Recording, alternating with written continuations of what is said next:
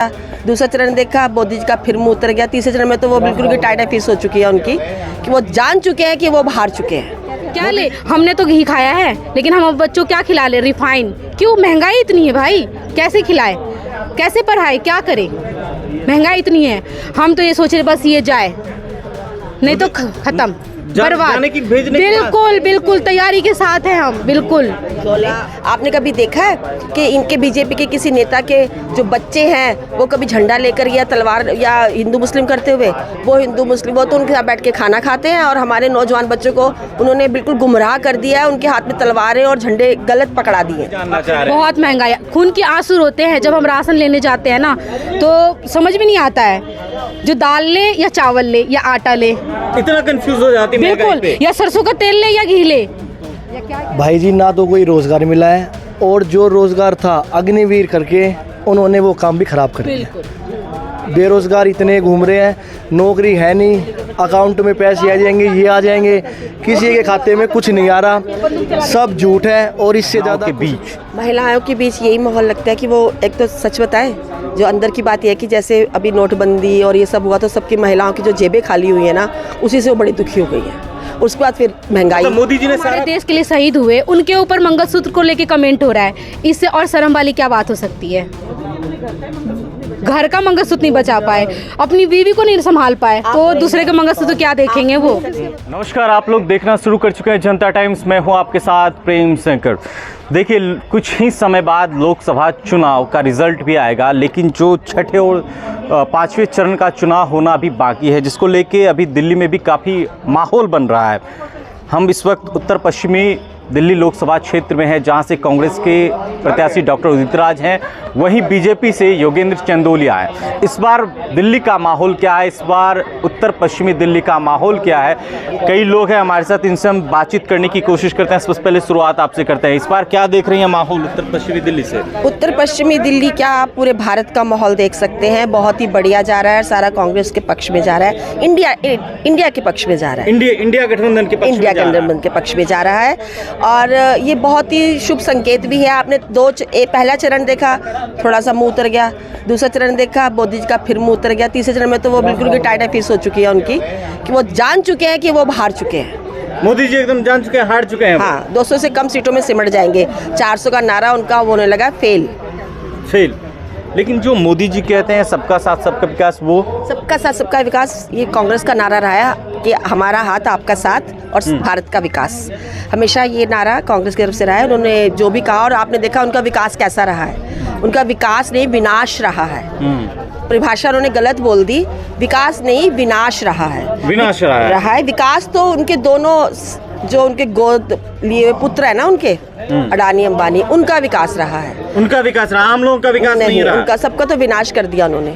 हमारे नौजवानों का विनाश कर दिया, हमारे महिलाओं के स्वाभिमान का विनाश कर दिया उन्होंने हर चीज, हर गरीब का विनाश कर दिया उन्होंने, पढ़ाई लिखाई का विनाश कर दिया उन्होंने।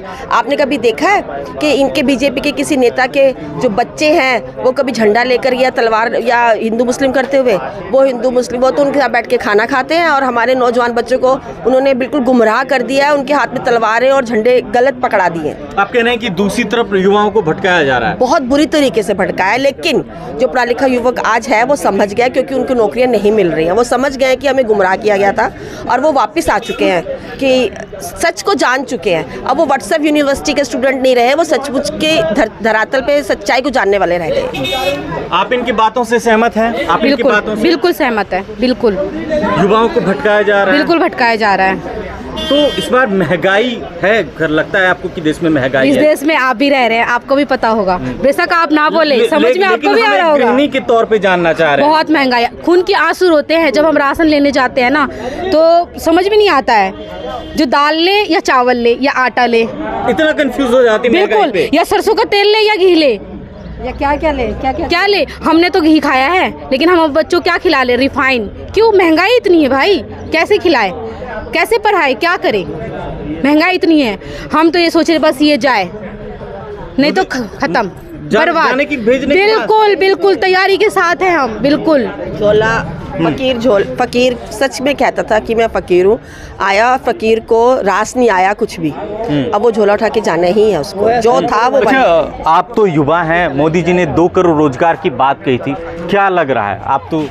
भाई जी ना तो कोई रोज़गार मिला है, और जो रोज़गार था अग्निवीर करके उन्होंने वो काम भी ख़राब कर दिया।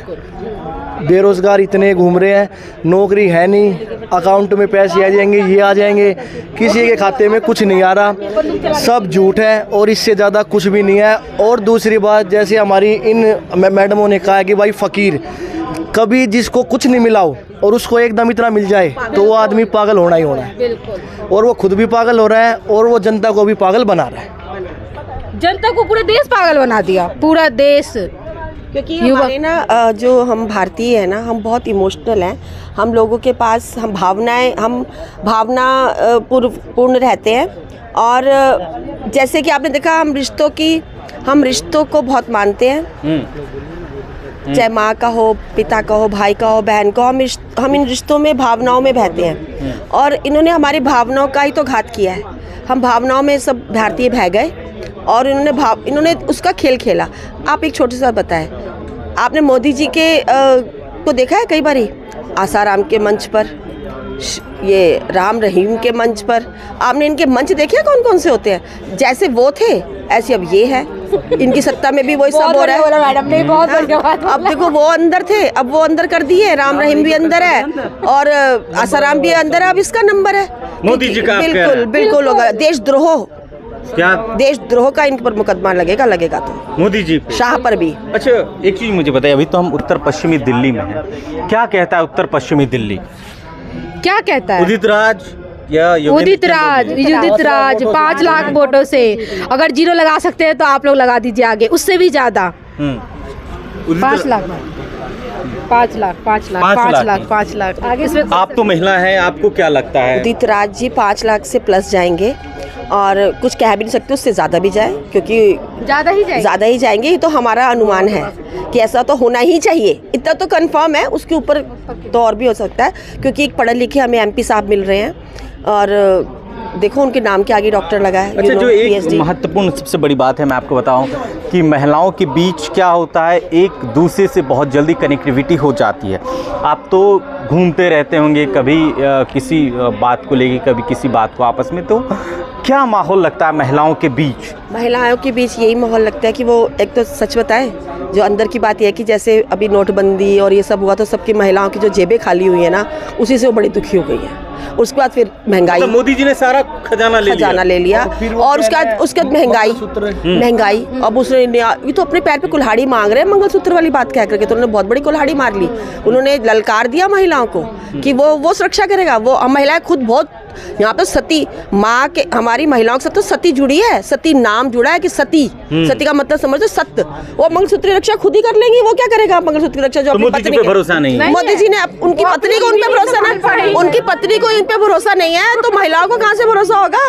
अच्छा, मोदी जी और महिलाएं हमारी इतनी सक्षम है, जो सत्य जुड़ा है जिनके साथ, वो अपनी मंगलसूत्र रक्षा खुद ही स्वयं ही कर लेंगी। जैसे मोदी जी ने कहा कि ये मंगलसूत्र ले लेंगे, ये वो हो जाएगा।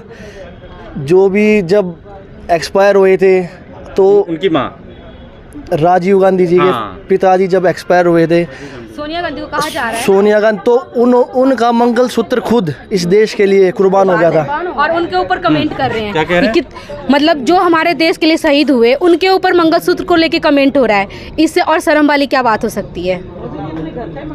घर का मंगलसूत्र नहीं बचा पाए, अपनी बीवी को नहीं संभाल पाए, तो दूसरे का मंगलसूत्र क्या देखेंगे वो? आपने कन्हैया जी की आज मुझे पता चला, मैंने कल सुन नहीं पाई थी उनकी स्पीच, तो भाई ने बताया कि उन्होंने बड़ा अच्छा एक बात बोला कि यशोदा तो मेरी माँ है, मैं उसका कन्हैया।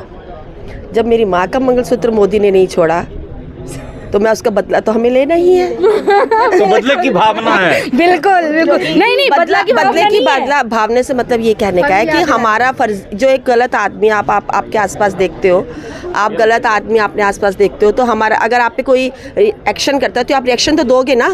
तो ये हमारा रिएक्शन है। जो मोदी ने हमारे साथ एक्शन दिखाया, हमारा रिएक्शन तो फिर ऐसे ही होगा ना, वोट के जरिए होगा। तो मैं आपसे पूछ लेता हूं कि इस बार माहौल क्या है, डॉक्टर उदित राज या डॉक्टर चंदोलिया? उदित राज जी ही आएंगे, इसमें तो कोई बात ही नहीं है। क्योंकि आप देखो ना, आप देखिए तो हमें पढ़ा लिखा हमें एमपी मिल रहे हैं और धरती से जुड़े हुए मिल रहे हैं।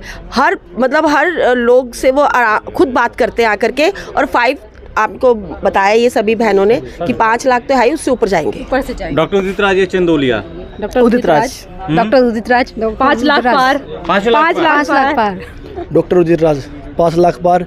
चंदोलिया को अब की बार चांद रॉकेट पे बिठा के चांद पे भेजना है। चांद पे भेज देंगे। चांद पे भेजना है। फिर यहाँ से पानी ट्रांसफर कर देंगे। तो ये वो लोग थे जिनसे हमने बातचीत की। आप इस वीडियो पर क्या सोचते हैं, अपनी राय को कमेंट बॉक्स